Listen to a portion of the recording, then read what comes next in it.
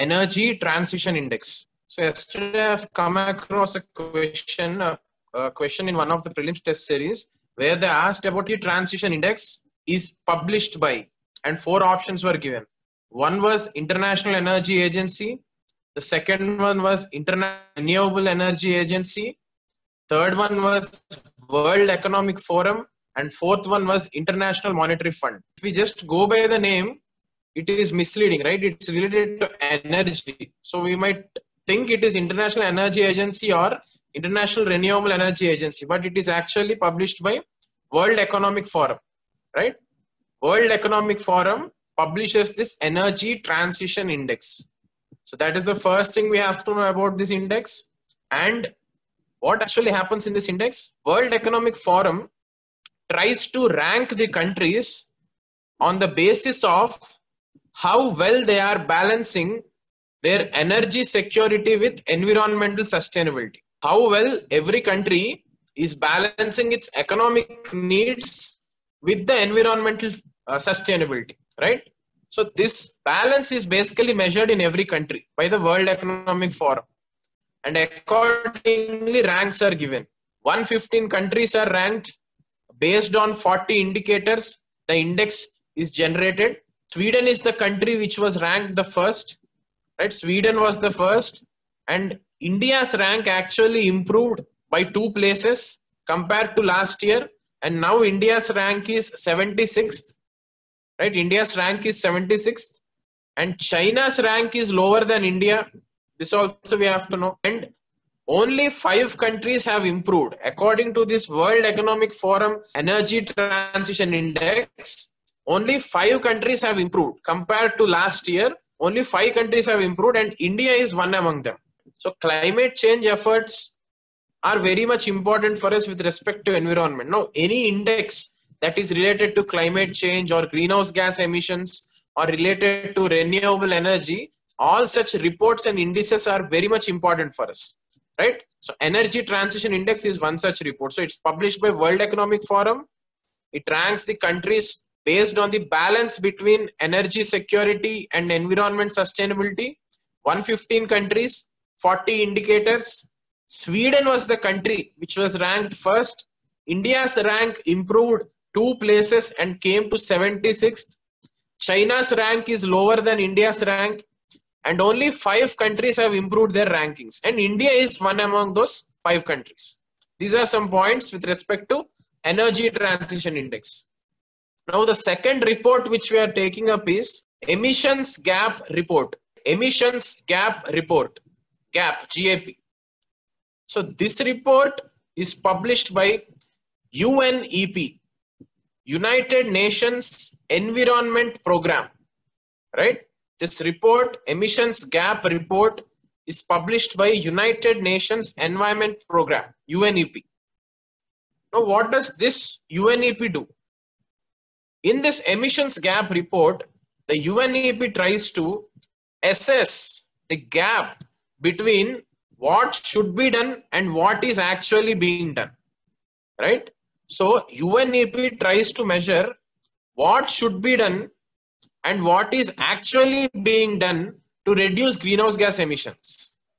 Now, we all know about Paris Agreement, which was signed in 2015.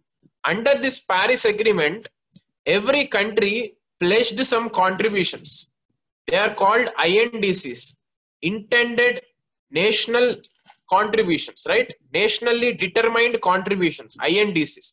These are nothing but some targets which every country has kept as a part of Paris Agreement, right? Now, this UNEP in this Emissions Gap Report is trying to measure the gap. What promise did a country make in Paris Agreement, and what is actually that country doing now, right? So how much gap is there between the target and what is being done in the reality? So that gap is measured by UNEP in this Emissions Gap Report for every country, right? This is the theme of this Emissions Gap Report. And also through this Emissions Gap Report, the UNEP tries to bridge this gap also. It tries to give suggestions so that how a country can bridge this gap, right? That is also there in this report. And one of the key observations by UNEP in this report is UNEP said that world will fail to meet the 1.5 degrees Celsius temperature goal under the Paris Agreement with the present level efforts, right? What it was saying is, if the countries, the present level of efforts, the present rate at which the countries are keeping the efforts, if the same efforts continue, then UNEP is saying that it's very difficult to achieve the 1.5 degrees Celsius target of 2015 Paris Agreement. Now, what was the target of Paris 2015 Agreement? All the countries have pledged that they will keep the rise of temperature only till 1.5 degrees Celsius, right? They said that the rise in temperature will be limited to 1.5 degrees Celsius. Now, what UNEP is saying is, with the present efforts of the governments, it's really difficult and it's almost impossible to meet this target, right? So that is one finding. And India, in this report, it said that India is the fourth largest emitter of greenhouse gases, right? Fourth largest emitter of greenhouse gases. The first one is China. China is the leading emitter of greenhouse gases. Second being USA. Third being European Union, EU, European Union. And the fourth one is India. So these four countries are the top four leading emitters of greenhouse gases. Areas where they can mislead us, right? India is not the first. China is the first, US is second. Third is EU, that is all the European countries put together. And fourth is India. This is one observation that is made. And it also says that energy sector is the leading sector of greenhouse gases. Now there are various sectors. Agriculture is one sector. Energy is one sector. Transport is one sector. Industries is one sector. Now all these sectors, the common thing is all these sectors, they release greenhouse gases. Agriculture also releases greenhouse gases, right? Industries also release greenhouse gases. Transport sector, that is the vehicles also release.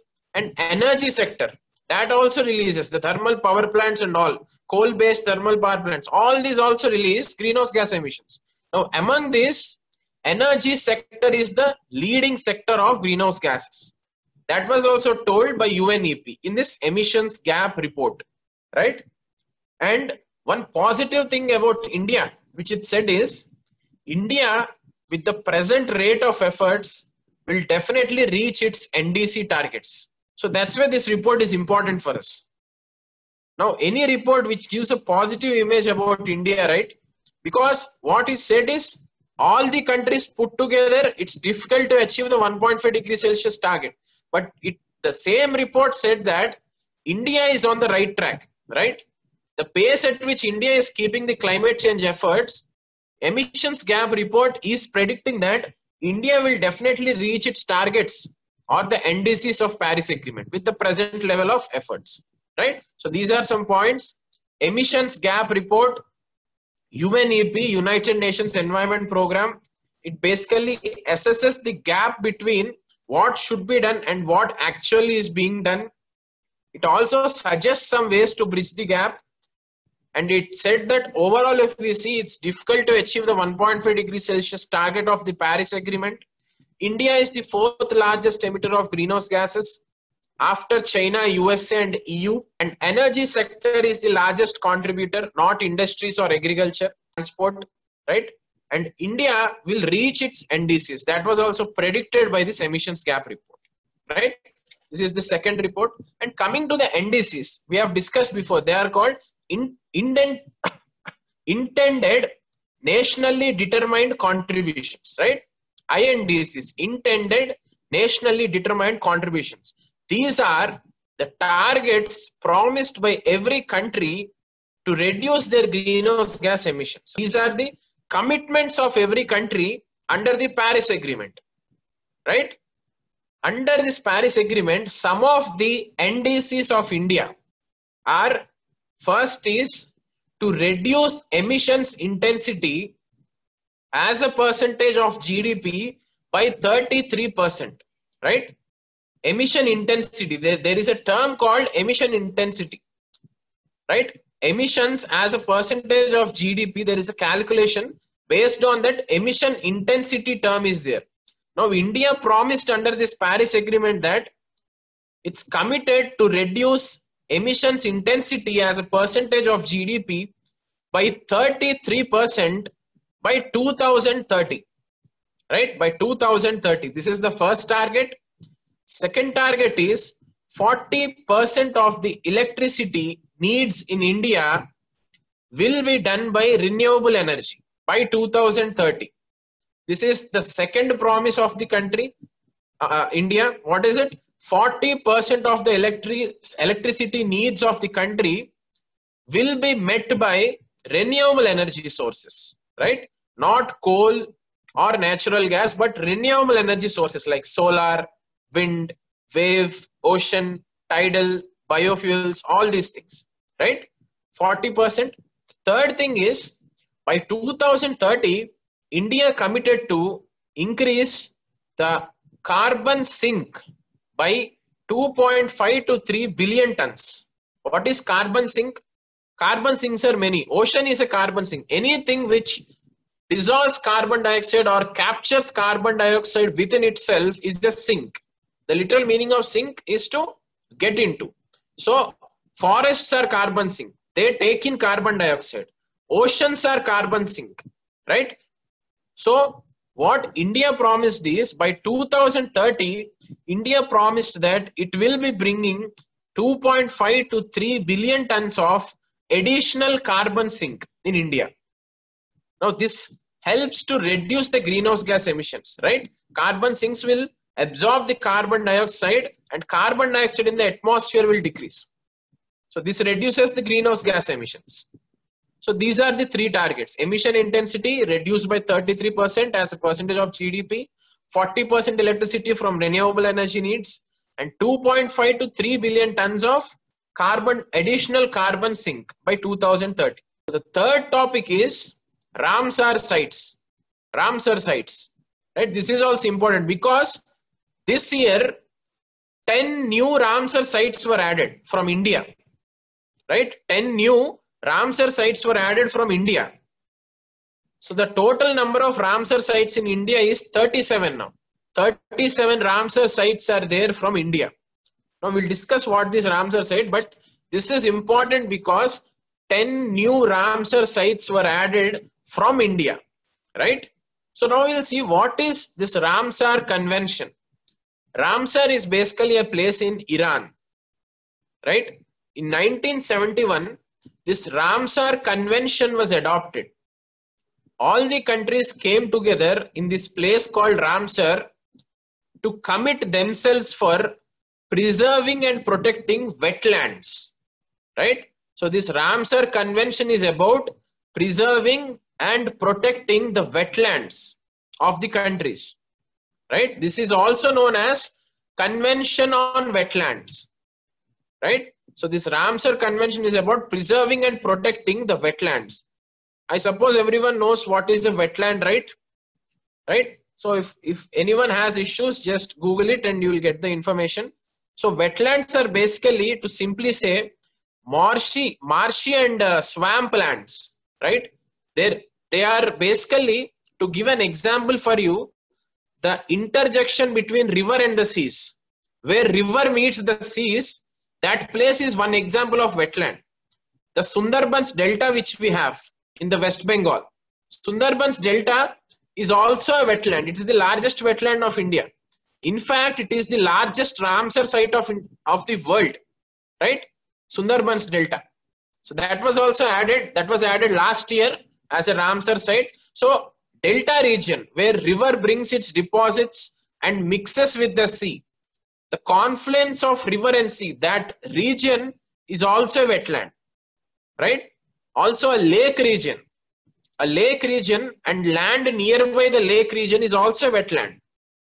In Andhra Pradesh, we have Kolleru Lake, right? The region surrounding that Kolleru Lake is also a wetland. So in this way, wetlands are of different types. In fact, the paddy fields, they are also one kind of wetland. right? Every time they are under the water. So these all are wetlands. The government notifies different things as wetlands, right? So this is about wetlands. Now we'll get into the topic. So Ramsar Convention is about protecting and preserving the wetlands. It's also called Convention on Wetlands. What does this Ramsar Convention do? It basically tries to prepare an international framework of wetlands, right? An international network of wetlands. So all the wetlands in different countries, which are very much important, which are life sustaining, but are under threat, which need conservation. All such wetlands are integrated under this Ramsar Convention. So this Ramsar Convention tries to identify what all wetlands are there in India, of these wetlands which are very much important and which are under the threat and which need conservation.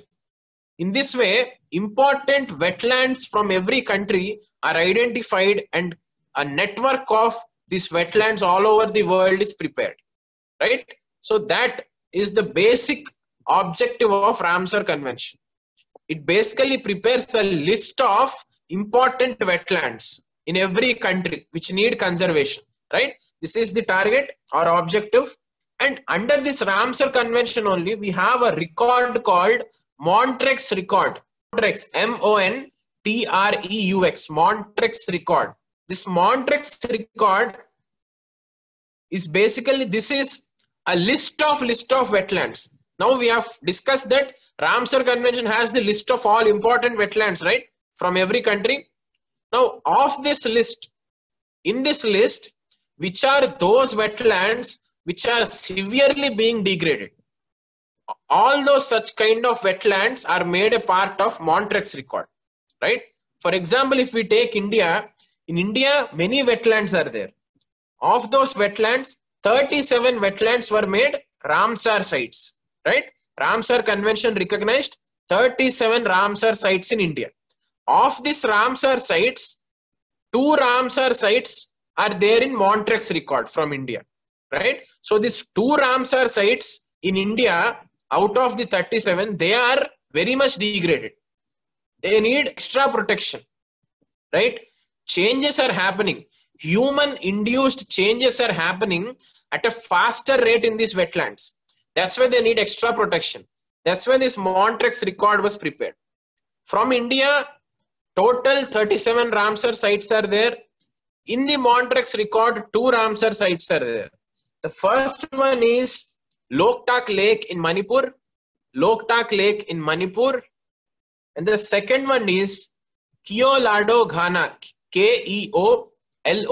Keolado, G-H-A-N-A. It's also called Keolado Ghana or Keolado Ghana in Rajasthan.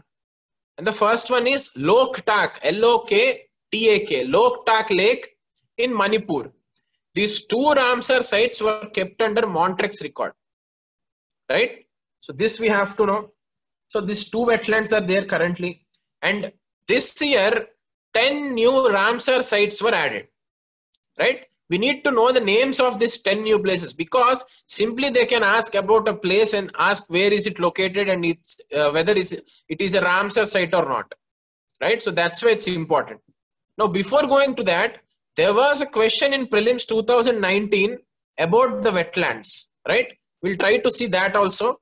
So there was a question about Ramsar, about wetlands, and one of that option in those questions was Ramsar Convention tries to protect all the wetlands in the India, right? This is wrong, because Ramsar Convention doesn't protect all the wetlands in India.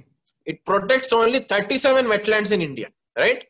Only those wetlands which are designated as Ramsar sites, only those wetlands Ramsar Convention will be taking care, right? So this was really a misleading option, because if we don't see that all word, the answer goes wrong. And only if we know this one option, if we could eliminate this option, the answer was ready there, right? So that's why every option matters and every word also matters, right? So Ramsar Convention tries to protect only the Ramsar designated sites in India. That means 37 wetlands in India, right? Not all the wetlands in India. There are a number of wetlands in India, right? So this is important. So this was prelims 2019 question. Just check it out, guys. Check the other options also. See the complete question.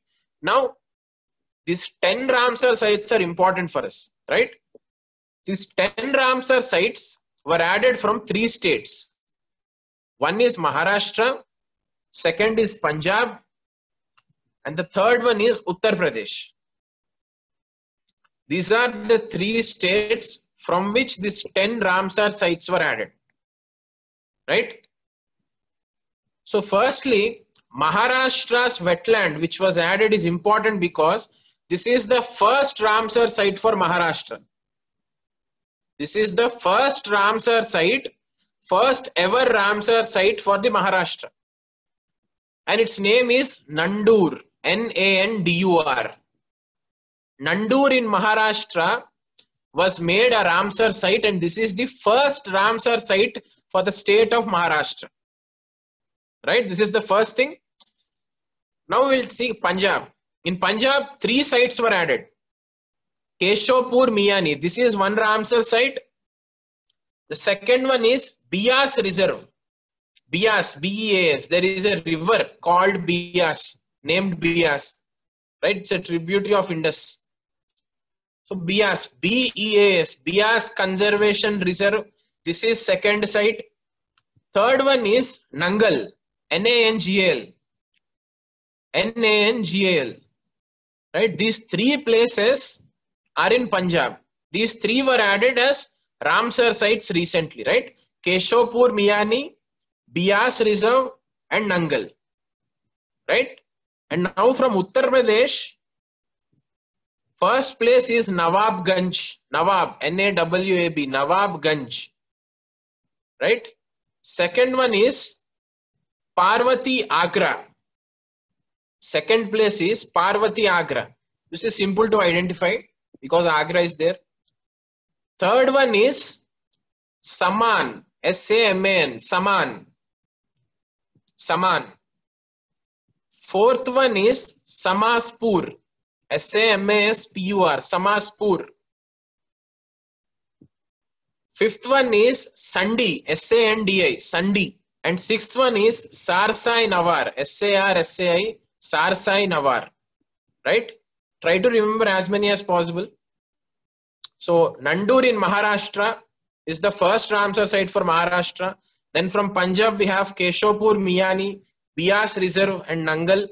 And from UP we have Nawabganj, Parvati Agra, Saman, Samaspur, Sandi, and Sarsai Nawar. Oh, we need not remember the complete names. At least if we try to see these names twice to thrice, we will be in a position to eliminate them.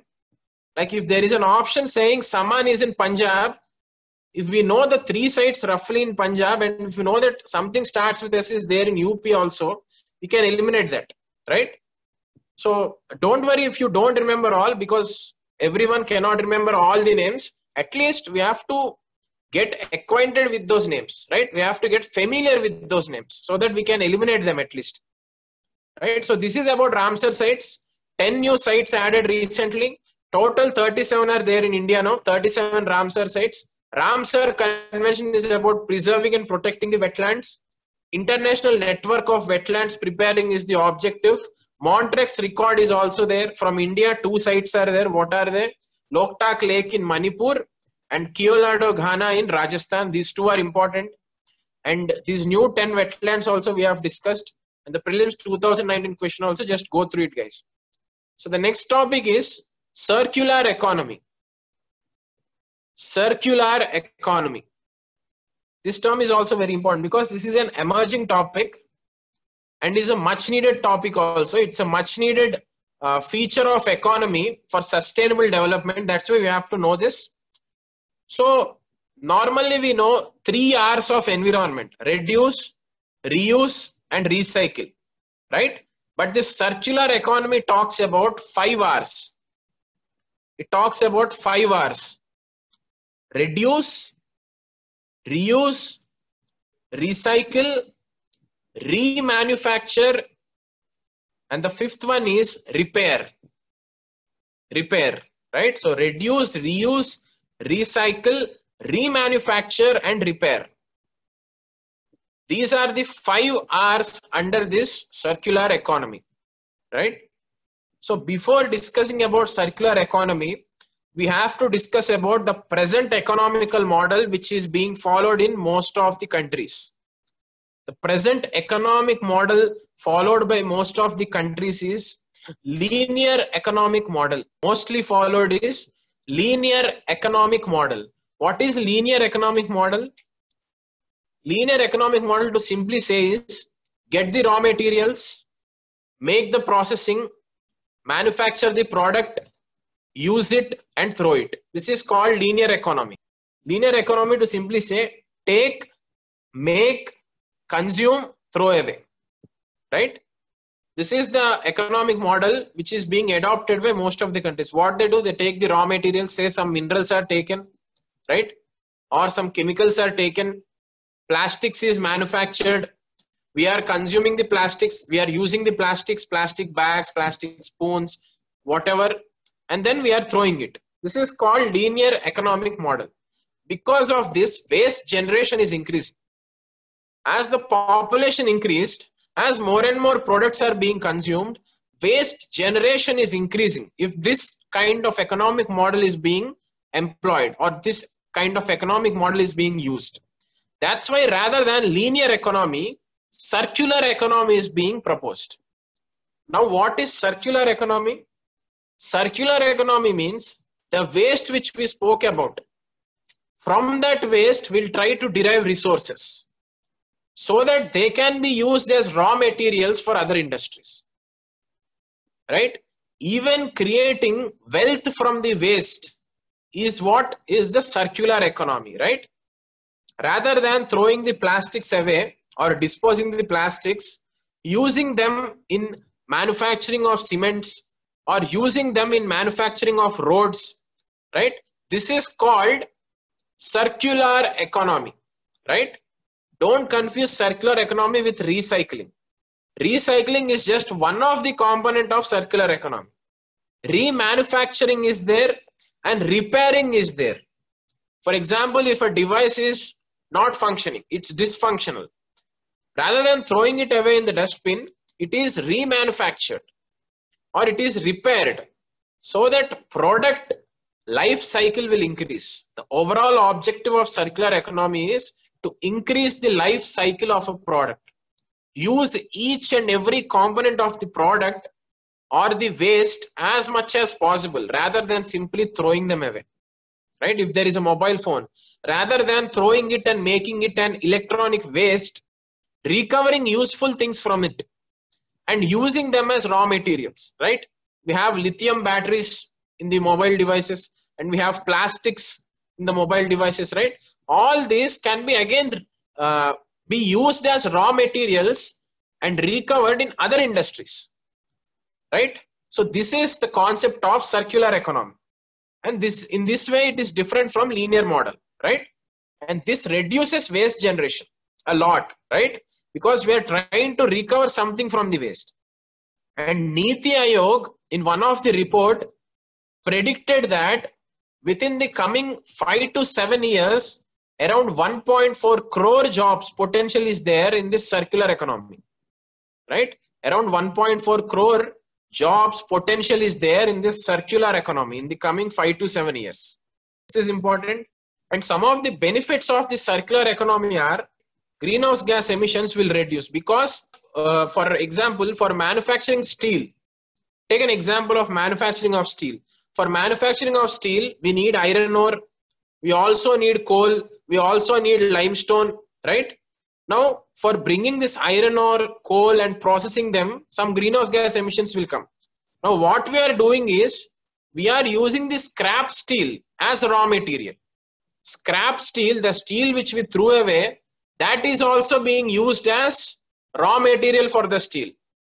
By using this scrap steel, we are reducing the consumption of iron ore and coal. Previously, if we are taking 1 kg of iron ore and 1 kg of coal, now half kg of iron ore and half kg of coal is enough because already something which is a steel is being reused, right? The scrap steel, the waste steel is being used. So in this way, less greenhouse gas emissions will be there, less waste disposal will be there, right? Economic growth will be there. This is an emerging sector in the economy, right? And also competitive products can be made. Just imagine if we are able to recover something from waste and use it, definitely our dependence on imported raw materials will decrease. That means input costs will decrease for an industry, right?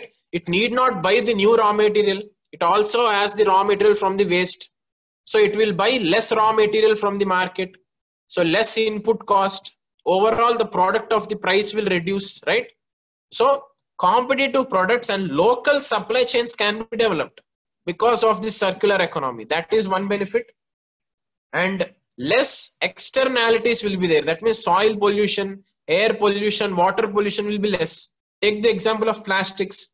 If we adopt this circular economy model for plastics, then plastics won't be spoiling the water, right? They won't be polluting the soil, or they will be less polluting because we are releasing less plastics into the environment. We are reusing them, right? So these are some of the benefits. So circular economy overall, this is the concept.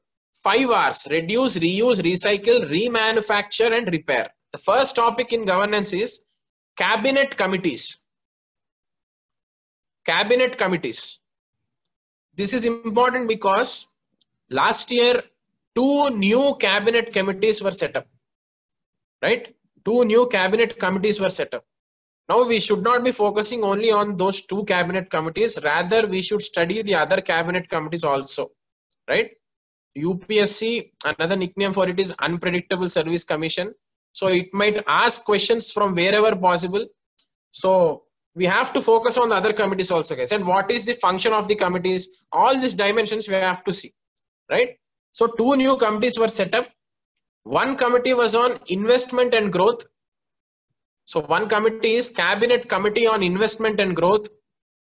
Second new committee is Committee on Employment and Skill Development, right? Committee on Employment and Skill Development. This is the second committee. So if we see the first committee, Cabinet Committee on Investment and Growth, 2 features of this committee, or 2 reasons why this committee was set up, is to identify key projects where investment is more than 1,000 crores. That means big investment projects, critical projects, right? Projects which are very much needed for the growth, infrastructure projects, all these projects. To identify such projects, this Cabinet Committee on Investment and Growth was set up. And also to facilitate easy approvals and clearances for this infrastructure projects, because if you see the present context of the economy, economic slowdown is happening even from the last year itself, right? Quarter by quarter, the growth rate is not so supportive, right? It is reducing. So economic slowdown basically is because of investments not picking up, consumption demand not picking up. So to deal with those challenges, this Cabinet Committee on Investment and Growth was set up, right? To identify all those big infrastructure projects and give them easy approvals and easy clearances so that economy will revive. This is the first committee. Second committee is Cabinet Committee on Employment and Skill Development. Now what this committee does is it focuses on skill development. If we see the present scenario of our country, demographic dividend is something which is spoken of very much often, right? So demographic dividend means the potential which the India has. India has the youngest population, largest youth population, right? Those people in the age group of 15 to 59 years of age, these are the productive workforce for the country. Now, India is having the largest population among this age group, right? So demographic dividend means the potential of this age group people contributing to the economy. Now that will happen only when we give good education and good skill development for the people, right? Or else they will become demographic disaster, right? Unemployment will be there. That is more burden on the government, right? So this Cabinet Committee on Employment and Skill Development focuses on skill development, employability of the workforce, and enhancing the demographic dividend. These are the three objectives. Overall, if we remember, it's enough for prelims. For mains, we'll deal it later. So what are these cabinet committees? Are they constitutional bodies? Are they statutory bodies? No, they are not constitutional bodies, and they are also not statutory bodies. They are called extra constitutional bodies, right?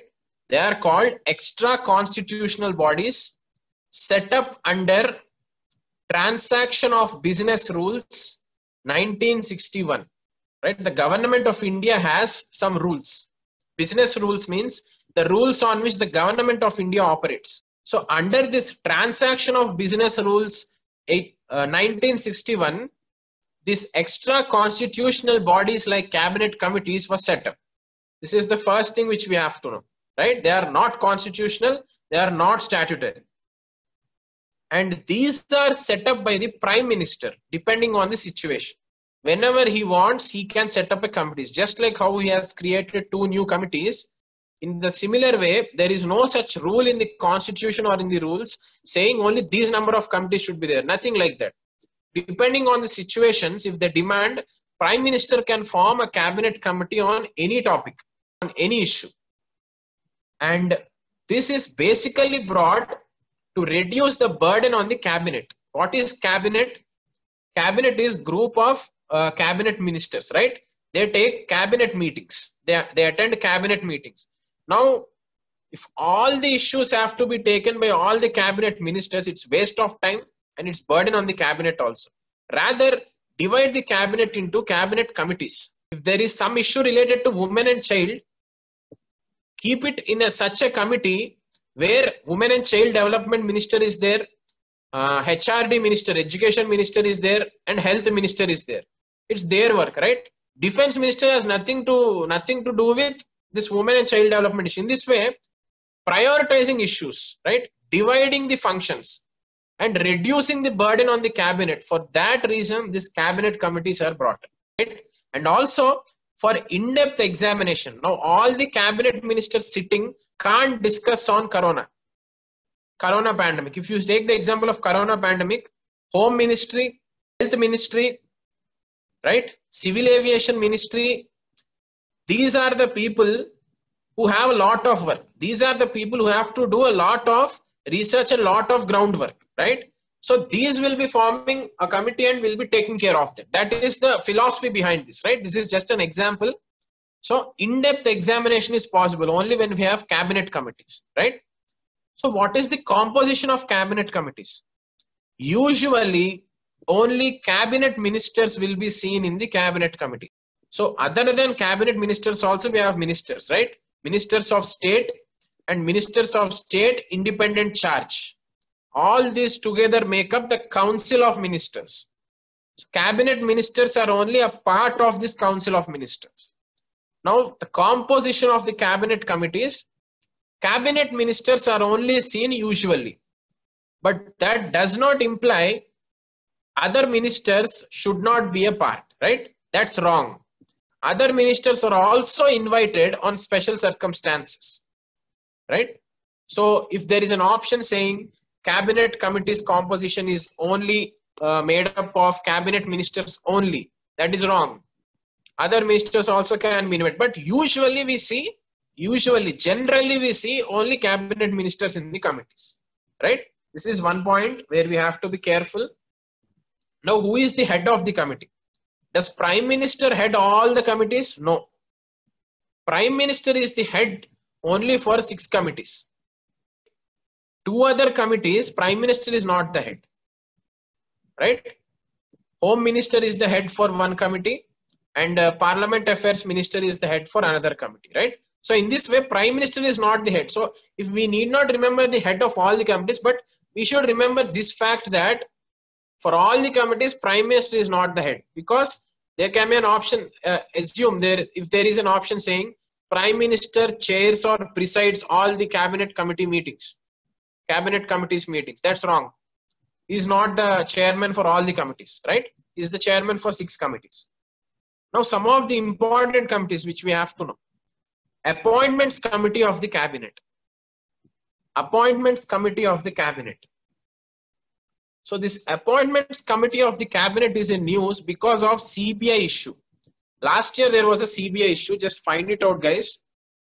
Sorry, not last year. In the year 2018, which was carried into 2019 also. Yeah. So there was a CBI issue. CBI chief appointment issue was there. According to Lokpal Act, CBI chief should be appointed by a committee, but Appointments Committee appointed it. A committee where leader of opposition, prime minister, they all should together appoint the CBI chief. But this Appointments Committee, where only ministers are there, they have appointed the CBI chief. So just find out that issue. Because of that CBI issue, this Appointments Committee was in the news, right? So this basically does, what is the function of this Appointments Committee? High level appointments. High level appointments for high bodies, like so for some statutory bodies or for some constitutional bodies, right? For those appointments, this Appointments Committee of the Cabinet will take care. That is the function of this Appointments Committee. Second committee is Cabinet Committee on Economic Affairs. Cabinet Committee on Economic Affairs. This committee is most often seen in the news. This is the committee which declares the MSP, minimum support price for the farmers. CCEA, Cabinet Committee on Economic Affairs, right? This is the committee that declares MSP. There is another called CACP, Commission on Agricultural Practices, that recommends MSP, and CCEA, Cabinet Committee on Economic Affairs, this declares the MSP for every Kharif, Rabi seasons, right? So that is the function of the CCEA. Third thing is Parliamentary Affairs Cabinet Committee or Cabinet Committee on Parliamentary Affairs. So as the name itself says, its function is scheduling the business of the government in the parliament. In Lok Sabha, what is the government's business? In Rajya Sabha, what is the government's business? Are there any legislations that are being introduced by any minister? Scheduling that bill. All these things are done by Cabinet Committee on Parliamentary Affairs. Now, Cabinet Committee on Political Affairs. This basically takes care of domestic and foreign affairs policies of India. Within India, internal security, and also outside India, foreign affairs, politics related issues, right? Politics related issues, this Cabinet Committee on Political Affairs takes care. And then Cabinet Committee for Security. This is important, guys. Cabinet Committee on Security, like Cabinet Committee on Economic Affairs is also in news. Cabinet Committee on Security is also there in news. This is about national security issues, right? National security issues, any border disputes. During the Pulwama attack also, the CCS was very much in news. It was very much actively engaging. During the Balakot attacks also, the CCS was in news. They take some major decisions related to national security, internal security as well as external security also, right? So National Security, Cabinet Committee for Security, and another committee is Cabinet Committee on Accommodation, right? So these are some committees. So this is overall about cabinet committees. Two new committees. What are they? First one is investment and growth. Second one is employment and skill development, right? These are extra constitutional bodies set up under Transaction of Business Rules 1961. Our Prime Minister can set up it at any time he wants. This is to reduce the workload on the cabinet. Usually cabinet ministers are members, but other ministers can also be welcomed, and some of the committees we have discussed, right? So we'll quickly take up Niti Aayog also. Some important facts about Niti Aayog. First of all, the full form for Niti Aayog is National Institution for Transforming India. That is the full form of Niti Aayog. National Institution for Transforming India, right? Previously, Planning Commission used to be there. This must have been covered for you in economy also. So in 1950, Planning Commission was set up, but it was replaced by Niti Aayog in 2015, right? Because of some major changes in the economic policies of the country, Planning Commission was not serving the purpose. That's when Niti Aayog was set up. So this Niti Aayog is basically a think tank and an advisory body to the government. It's a think tank and an advisory body for the government. So cooperative federalism and competitive federalism are two important features of this Niti Aayog, right? Cooperative federalism and competitive federalism. These are the two important features of this Niti Aayog. Cooperative federalism means all these states coming together as a part of nation development plans. So if any plans are being made for nation development, all the states are given representation, right? In the Niti Aayog, the decisions are taken by a council called Governing Council. Governing Council is the decision-making body of Niti Aayog. This Governing Council has representation of all the chief ministers of the states and lieutenant governors of the union territories, right? Chief ministers of the states and lieutenant governors of the UTs. All these make up this Governing Council. So in this way, previously in Planning Commission, this mechanism was not there, right? In the Planning Commission, this mechanism was not there. States were not given that much importance, right? The central government used to prepare plans and give it to the states. That's not the case now. States are made as stakeholders of the plan development, right? That's why it's called cooperative federalism. Now it's also called competitive federalism. Why is it called competitive federalism? Niti Aayog tries to bring out different rankings and indexes, right? It tries to bring out different rankings and indices and promotes competition between the states. Competition between the states in terms of health, sanitation, etc., right? So some of the indexes brought by Niti Aayog are Healthy States Progressive India. Healthy States Progressive India.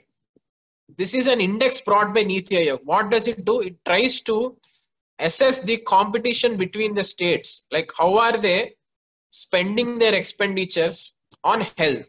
How is the health infrastructure in the states, right? All these are measured and rankings are given. So that is Healthy States Progressive India Index. Find more details about this, guys, like which state is leading, which state is at the bottom, right? All these you just try to find them out. Second index is Composite Water Management Index. Composite Water Management Index. What does this index do? Through this index, Niti Aayog tries to assess the water conservation efforts of every state. What is the scenario? What is the actual scenario in every state? How are they conserving water? How are they treating the wastewater? How is the sewage treatment infrastructure in every state? All this come in this. Aspirational districts delta rankings. Just find about this also. Aspirational districts delta rankings. This is also, so these are some ways how competitive federalism is brought in, right? So you just get into more details of these indexes, right? So accountability is more in Niti Aayog compared to Planning Commission. How? Planning Commission used to give plans for every 5 years once, right? This we all know. Every 5 years, Planning Commission used to prepare the plan. After the 5 years only, they used to revise any changes are there in the coming plan. But Niti Aayog is not like that. Niti Aayog tries to assess the plan every 3 years once, right? Niti Aayog has both short-term and long-term planning. 15 years plan will be there. 7 years vision will be there. 3 years action plan will be there, right? Keeping 15 years in view, it prepares plans for 7 years and strategies for every 3 years. So this is the objective of Niti Aayog. So short-term and long-term planning is also there in Niti Aayog. That we have to know. And innovation is also very much in Niti Aayog. For example, it runs a mission called Atal Innovation Mission. Atal Innovation Mission. This mission is being implemented by Niti Aayog. This was a straightforward question in 2019 prelims, right?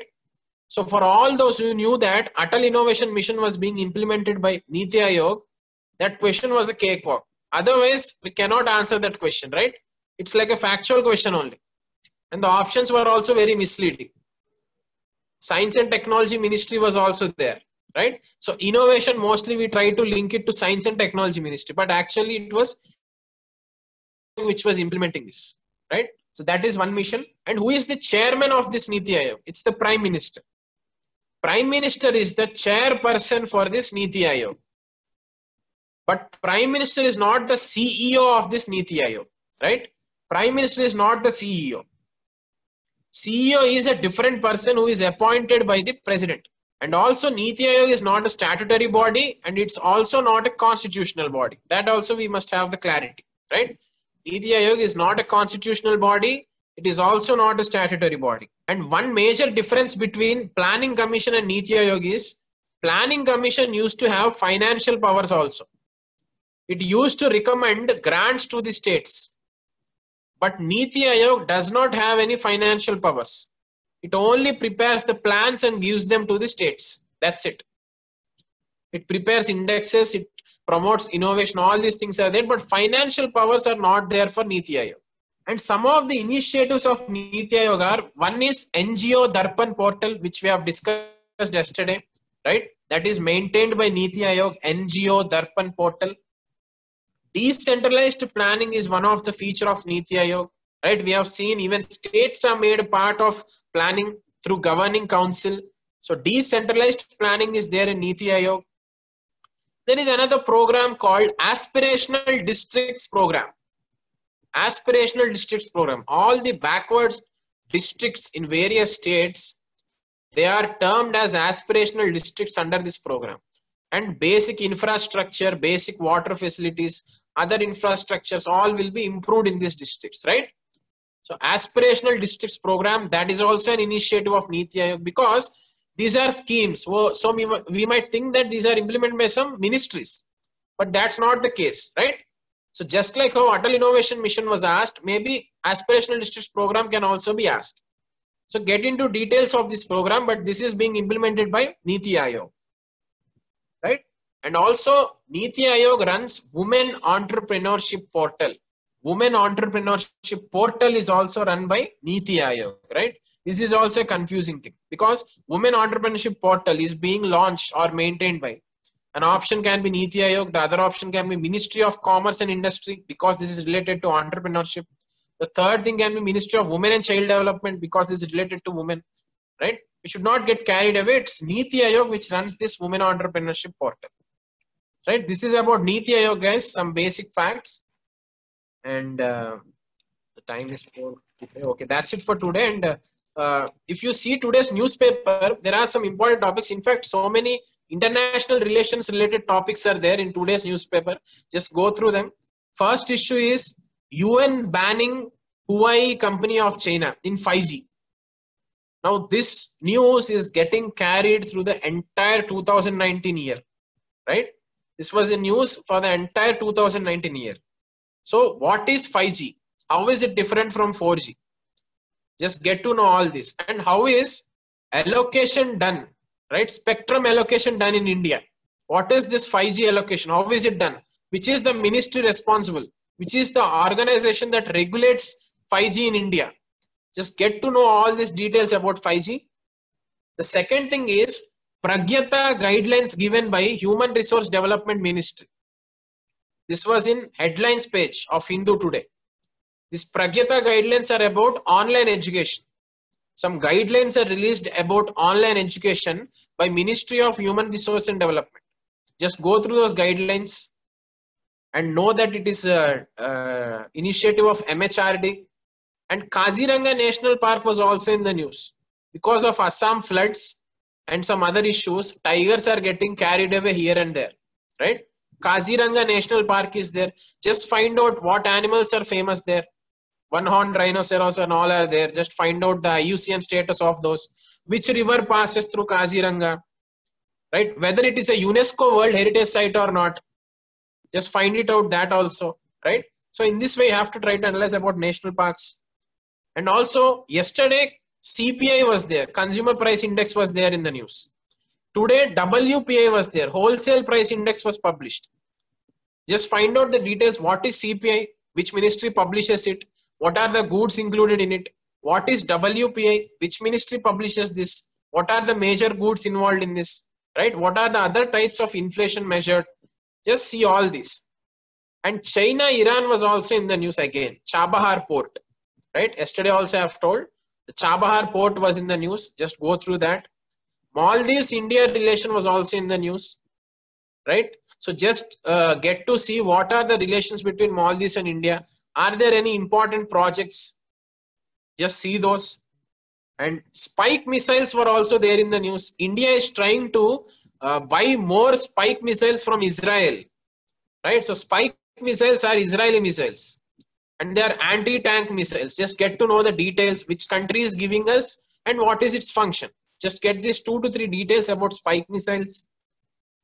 Also, 2 drugs were there in the news today, right? 2 drugs were there related to COVID. One was itolizumab and the second one was tocilizumab. This itolizumab and tocilizumab. Just find out what are these drugs about. All the drugs which are in news related to corona, just have a brief overlook of those. What are the different ways in which diagnostic tests are done for corona? Just get to know those also, right? What is ICMR? What is Drug Controller General of India? These are the bodies revolving in the news, right? All these try to get a holistic picture. And also EU-India ties were also there, European Union, India. BTIA, there is an investment agreement called Broad-Based Trade and Investment Agreement, which is under negotiation still between EU and India. Just get to know about that also. And South China Sea disputes were also there in today's news. United States has made a comment on China regarding South China Sea. Now, South China Sea, China and various other countries have some controversies over ownership of islands.